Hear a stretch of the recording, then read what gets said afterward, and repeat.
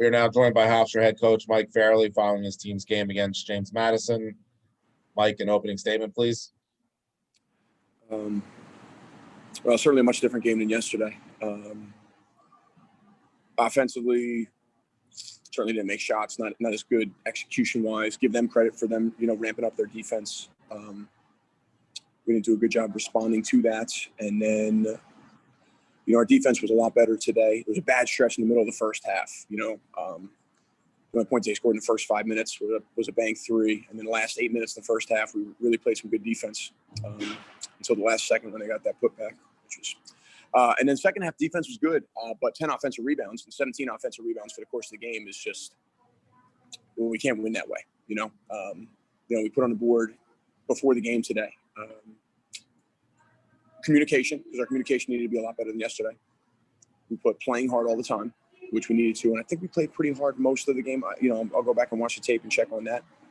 And finish possessions, whether that's guarding your man or then finishing with rebounds. That was the third bullet point, and we didn't do that.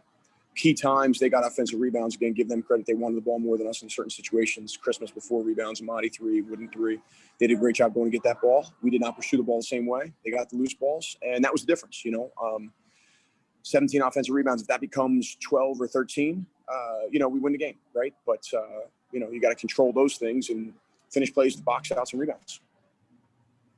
We'll go to John with our first question. Go ahead, John. Mike, I'm not trying to soften you up, but something I always want to say to you. I feel like you and your staff have done a great job out of timeouts. You guys, I think, made 2 or 3 baskets today. I know you probably don't want to hear it, but I think considering the head coach has been not available, you guys have done a great job. I wanted to say that because every time I talk to you, I forget to say it. And with COVID, I'm not out at the gym like we used to be back in the day. The numbers you talk about, what about the bench? Does the bench numbers kind of stick out to you too? I think it was 36-8.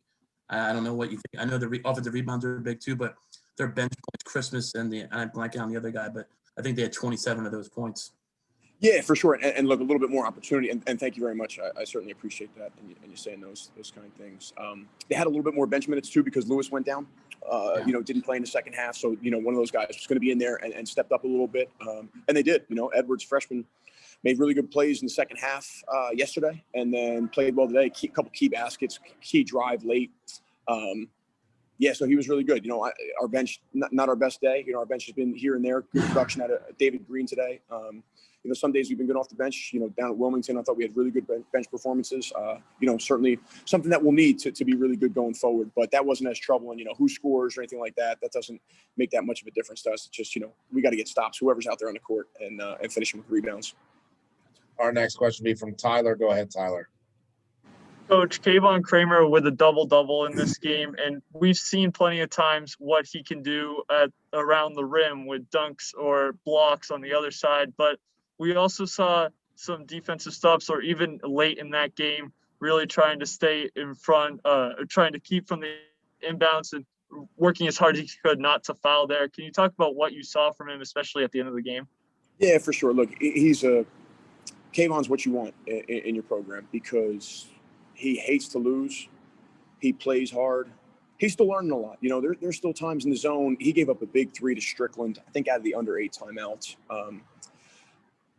But you know what? Like Kayvon just embodies everything that you want. And how lucky are we that he's a redshirt freshman and he's going to be here for 4 years. Terrific player, plays hard, heart. I think it inspires the other guys to do that. And he's just going to continue to keep getting better and better. But, it's a great bedrock to have a player like that in your program, a guy that is going to be an all-conference player and a tough kid and a worker and somebody that just will do whatever it takes to win and hates to lose. Our next question will be from Ryan. Go ahead, Ryan. Coach, James Madison scored right at the end of the first half to take the lead into double digits. I don't know how much that changed their halftime talk, but what did you say in their locker room to try and raise spirits and get Hofstra back in this one? That basket was just everybody stopped playing. I guess they thought the shot came later than it did, but just very, very disappointing that we couldn't finish it out that one more second, go after a loose ball. The message at halftime was, our defense had been pretty good. Again, that middle of the half, they got going, probably 15-minute mark to the 8-minute mark, they were scoring a good amount. I think in the other what is it, 13 minutes. They might have had something like 10 points in 13 minutes outside of that. So defensively, we were good. And we said, look, we're going to make shots, and we made more in the second half. Well, we didn't make enough. But, when we got through foul trouble with Caleb getting 2, Jalen getting 2, those guys being out, kind of having to manage lineups, et cetera, and not making shots. So we had a lot to manage, and we weren't scoring the ball, shooting the ball well. And it came, but and we kept defending the way that we needed to. But again, those second chance points added up. John, go ahead. Coach, so many things happen in the game. You get within 4, 59-55, and they come right down, and Morse takes a long 3, which as a coach, I almost love. Like, good, take it, and he makes it. So now, instead of you coming back, you can make it 1 or 2. He hits the 3 and it's 7. You miss it. You miss a tough shot close, and then he makes a pass, and now it's 64-55 all of a sudden. Do you remember that? And like, what was going through that stretch? Yeah, the Morse shot was big. That was and credit, good player, good shooter, confident kid. Didn't make a ton of shots this weekend. Made 2 back-to-back threes basically yesterday. But big moment, came in confident, knocked it down. A little bit off the line. I couldn't really tell how deep it was live. I'll certainly take your word for that. But we got to be the awareness of where he is, being that he was one of their leading scorers and will shoot at any time, anywhere. Just had to be aware of where he was at. And I thought we did a bad job with kind of a little bit of a lazy closeout against him, which, he made his pay.